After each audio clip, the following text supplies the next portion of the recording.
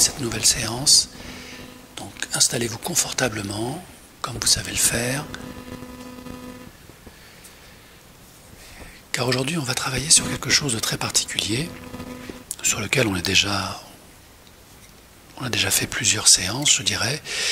Tout ce qui tourne autour de l'anxiété, de la peur, de l'incapacité à s'affirmer, et aussi de la capacité extraordinaire qu'a notre esprit à imaginer le réel.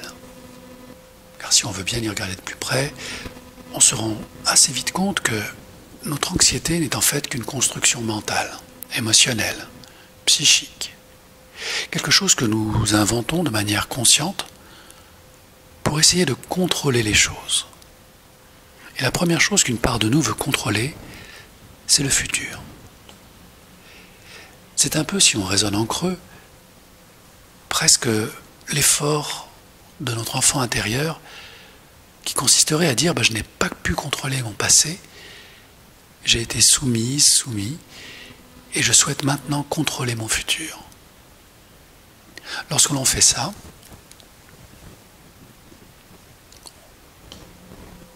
on est dans ce que les spécialistes appellent l'anxiété d'anticipation.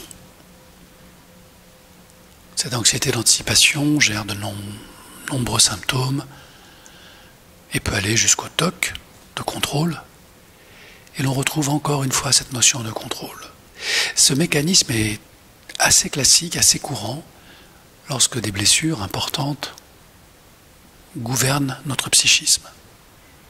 Je veux parler des blessures d'abandon, blessures de rejet, d'humiliation, de trahison aussi. Dans le cadre de la famille, en tant qu'enfant, on est démuni.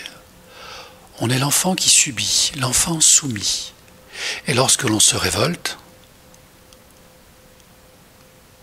on prend conscience que notre révolte n'est pas acceptée. Ce peut être fait de manière douce ou de manière violente. Dans cette séance, je vais vous inviter à juste prendre de la distance entre ce que vous pensez être et ce que vous êtes réellement. Ce que je veux dire par là, c'est que on pourrait presque imaginer que vos conditionnements constituent l'écran sur lequel vous projetez vos symptômes. Alors imaginez, comme dans une salle de cinéma ou devant un écran d'ordinateur, que vous avez la capacité de projeter vos conditionnements, de les transformer en un écran, et que cet écran va faire apparaître le moment venu l'élément clé, celui qui vous bloque aujourd'hui, celui qui vous empêche d'aller de l'avant. Alors on a parlé bien sûr de l'ego, de la vanité, de l'orgueil, toutes ces structures de survie qui compensent notre sentiment d'infériorité en créant un sentiment de supériorité. Alors je sais, ça peut paraître paradoxal, mais ce qui est paradoxal est parfois la réalité inversée du réel dans une autre dimension de notre être, où notre soi et notre moi se confondent, alors que justement chacun est très différent. Alors pendant que vous analysez tout cela et que sur l'écran de votre ego se projettent les symptômes d'anxiété, de peur, de projection, sachez que vous ne savez pas exactement comment faire, car vous ne savez pas exactement où vous êtes en ce moment même dans votre processus de deuil. Car pour guérir, il va vous falloir parcourir votre processus de deuil. La guérison n'est pas quelque chose qui efface. La guérison est un processus qui sublime, qui donne de la lumière à ce qui était sombre. Et ce qui est important, c'est de savoir à tout moment, lorsque les choses ne vont pas dans votre vie, où en êtes-vous dans votre processus de deuil? Il existe différentes étapes. Et souvent, l'étape la plus compliquée à gérer est l'étape de la colère. Alors, comme nous l'avons évoqué, il y a les colères chaudes et les colères froides. Les colères froides sont beaucoup plus subtiles, beaucoup plus difficiles à débusquer. En fait, elles se cachent souvent dans un mécanisme qui consiste à rationaliser les choses. par le biais de croyances, on peut être amené à dire, par exemple, « Oui, mon père a été ceci. Oui, ma mère a été cela. Mais elle l'a fait pour mon bien. Elle l'a fait pour me protéger. Il n'avait pas le choix.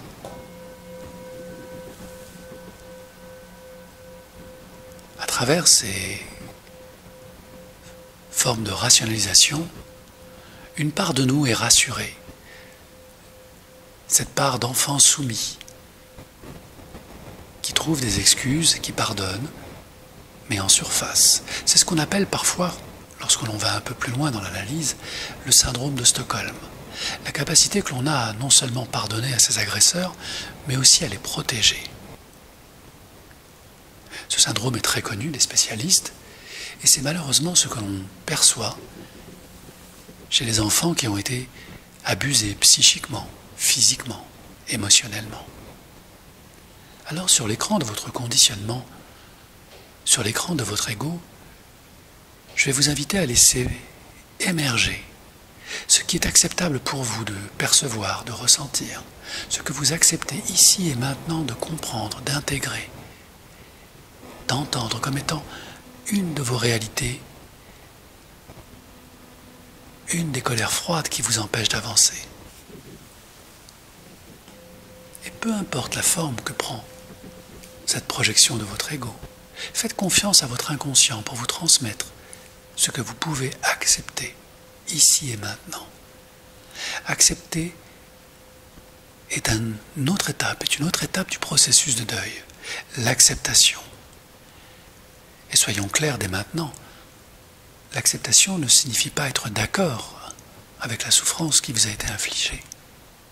L'acceptation consiste à prendre conscience que les événements ont été ce qu'ils ont été et que l'on ne peut rien changer dans le passé, que tout ce que vous pouvez modifier, et c'est là votre grand pouvoir, c'est votre interprétation de tout cela. C'est la compréhension subtile et totale de tout ce qui s'est produit, tous les intervenants, de leur motivation, et plus important encore, de votre responsabilité à accepter que quelque part cela vous a aidé à vous construire, même si ça l'a été sur un chemin de souffrance. Car vous n'êtes pas la personne que vous êtes aujourd'hui sans ce passé qui vous a construit. Mais vous n'êtes pas non plus ce conditionnement et ce passé qui vous a construit. Vous êtes bien plus que cela. Vous êtes la personne capable de créer un nouveau présent qui générera, par extension, de nouveaux futurs potentiels. Alors je vais vous demander un travail d'imagination. Et si vous faites confiance à votre inconscient, laissez-le faire émerger de votre ego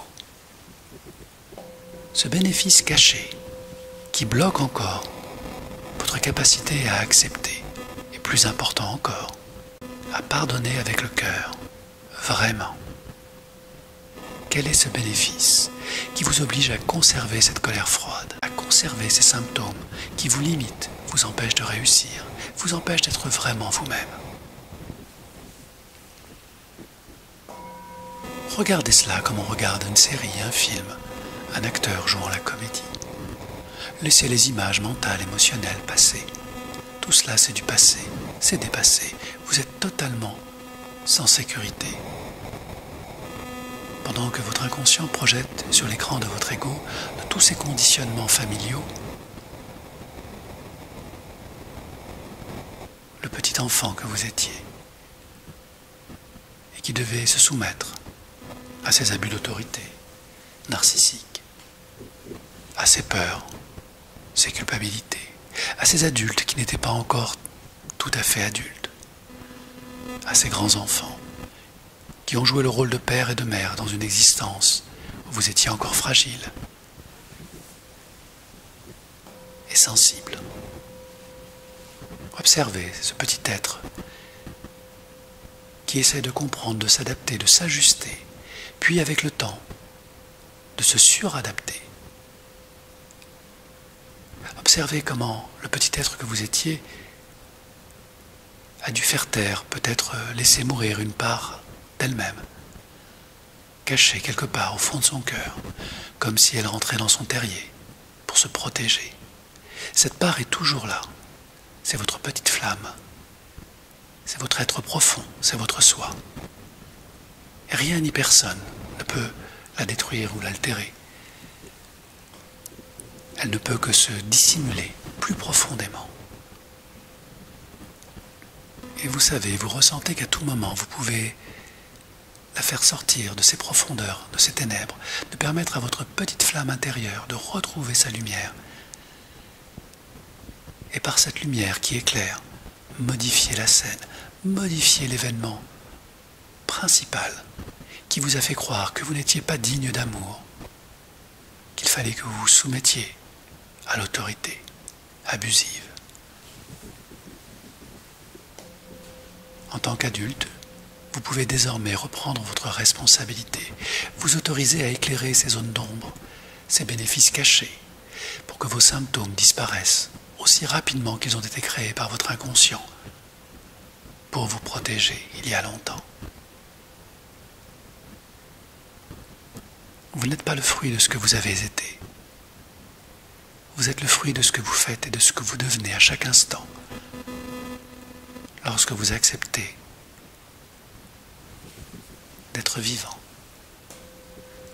Et la vie s'adapte. La vie s'améliore. La vie trouve toujours un chemin. La vie doit être libre pour être la vie. Comme vous devez être libre pour être vous-même, pleinement. Ce qui a été n'est plus. Vous n'êtes plus ce petit être. Vous êtes bien plus que cela.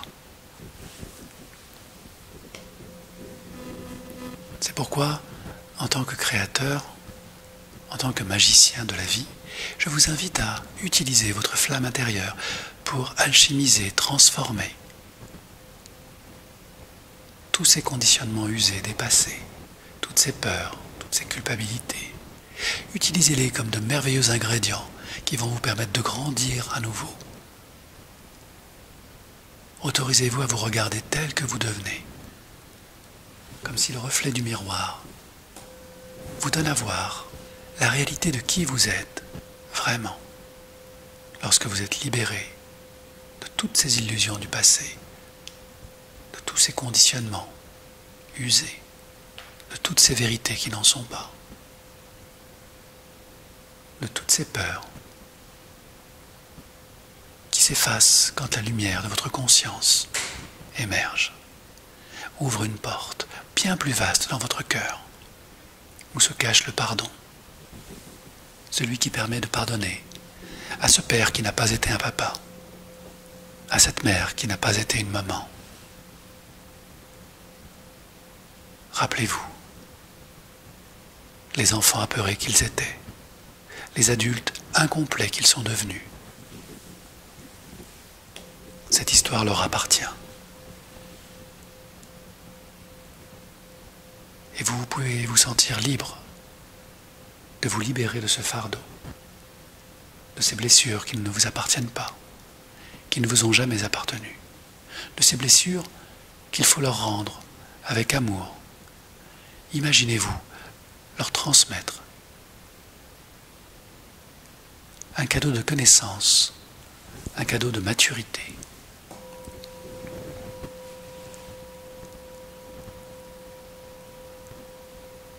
Et c'est ce que vous faites maintenant. Redonnez à ce père et à cette mère l'enseignement que vous venez de découvrir sur vous-même. Ce pardon du cœur qui contient le remède, l'antidote, qu'ils sont libres d'accepter ou de refuser. Cela ne vous concerne plus. Transmettez ce fardeau ou posez-le simplement au sol.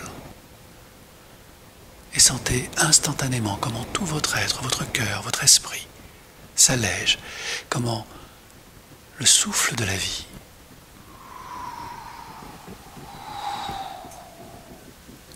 nettoie, libère.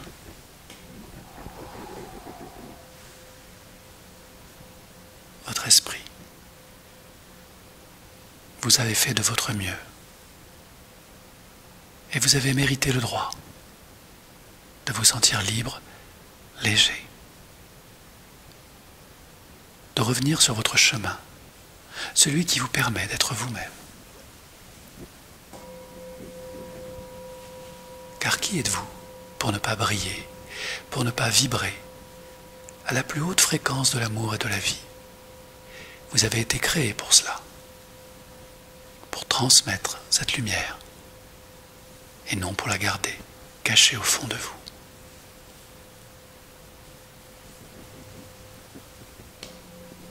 Et qui a le droit de vous en empêcher? Qui a le droit de vous dénier le droit d'être vivant, vibrant, rayonnant?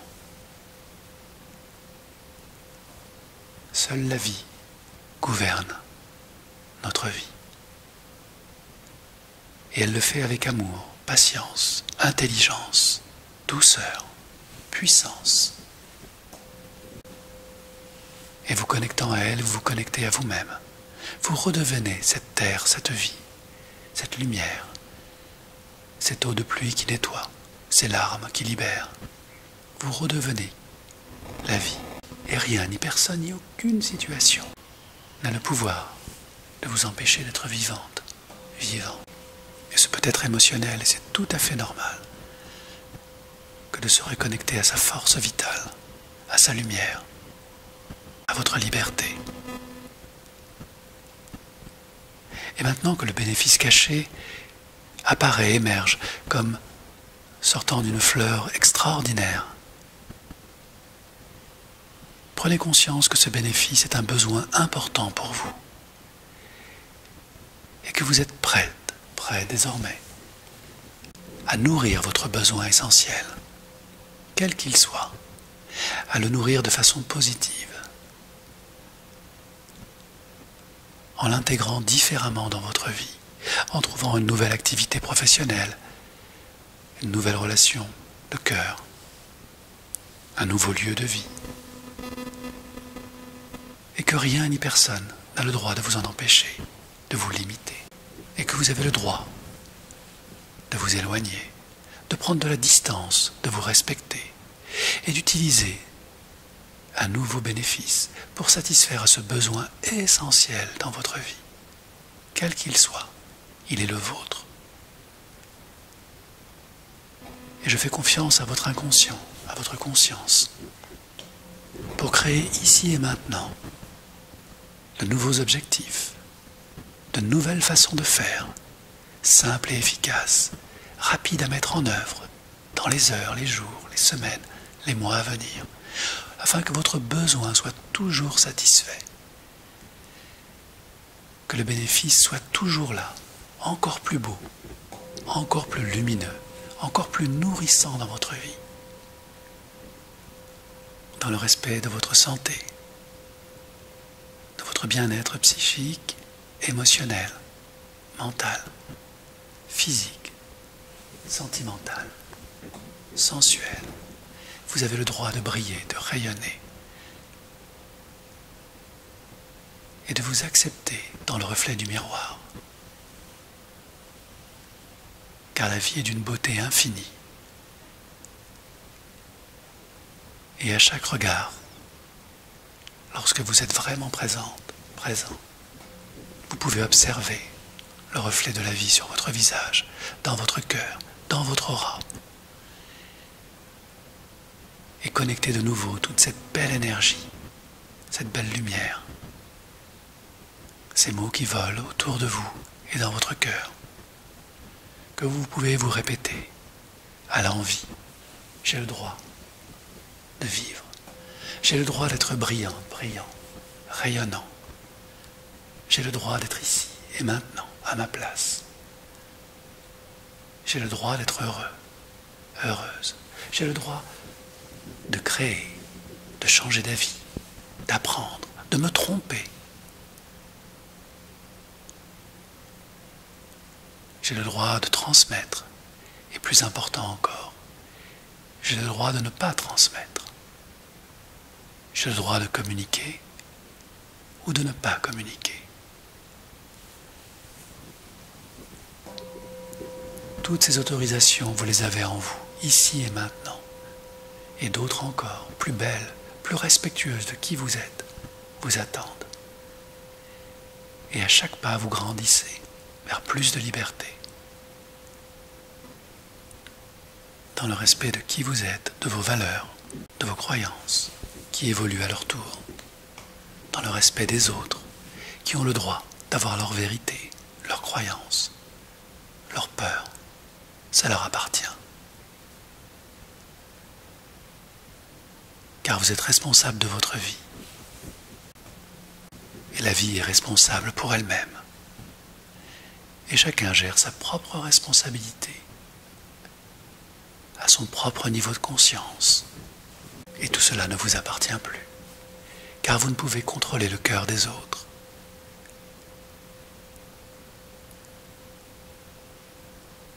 Et c'est peut-être reposant de se libérer de ce fardeau. Et avant que d'éteindre l'écran de votre ego et de lâcher ces pouvoirs qui n'en sont pas, ces contrôles illusoires sur un futur imaginaire, reprenez la télécommande de votre vie et assurez-vous qu'elle est bien connectée sur l'instant présent et qu'à chaque moment, vous êtes toujours ici et maintenant présent à vous-même et que chaque décision se fait dans l'instant, sans imaginer, sans projeter, sans illusion, avec toutes les ressources qui sont en vous, ici et maintenant, et toutes celles à venir, car à chaque fois que vous avancez, vous progressez et votre avenir évolue, change, s'adapte, s'améliore, comme vous le faites en ce moment. Et à chaque écoute, chaque réécoute, chaque sensation, chaque présence, chaque parfum, vous savez que vous êtes toujours présente à la vie et que la vie rayonne en vous. Alors, lorsque le pardon du cœur est parfaitement installé, le cœur s'illumine. L'acceptation est dépassée. La tolérance n'a plus aucun sens. Tout est juste, tout est à sa place. Prenez soin de maintenant. Et laissez cette musique dans votre cœur s'installer. Ce refrain de bonheur qui nourrit votre besoin et tous ceux qui vous semblent essentiels. Soyez responsable de vous-même et laissez les autres être responsables d'eux-mêmes. Car chacun fait ce qu'il peut au niveau de conscience où il se situe. Et tout est à sa place.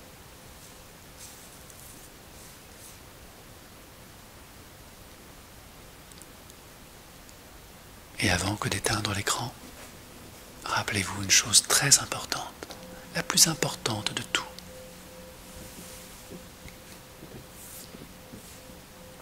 Vous êtes votre meilleur ami. Prenez soin de vous, comme d'un trésor, car personne ne peut le faire à votre place.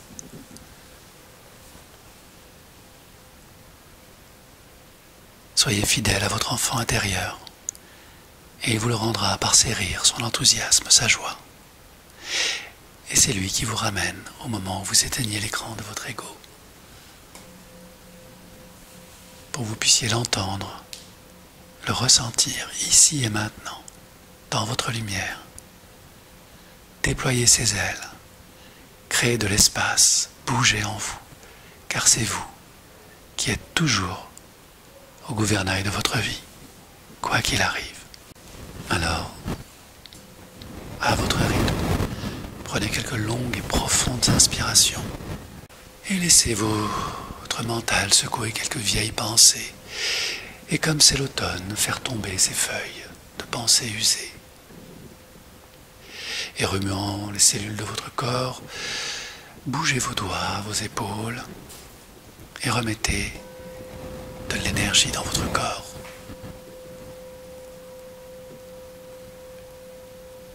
Et laissez-vous revenir ici et maintenant, en ouvrant les yeux sur tout ce qui va arriver, tout ce que vous souhaitez.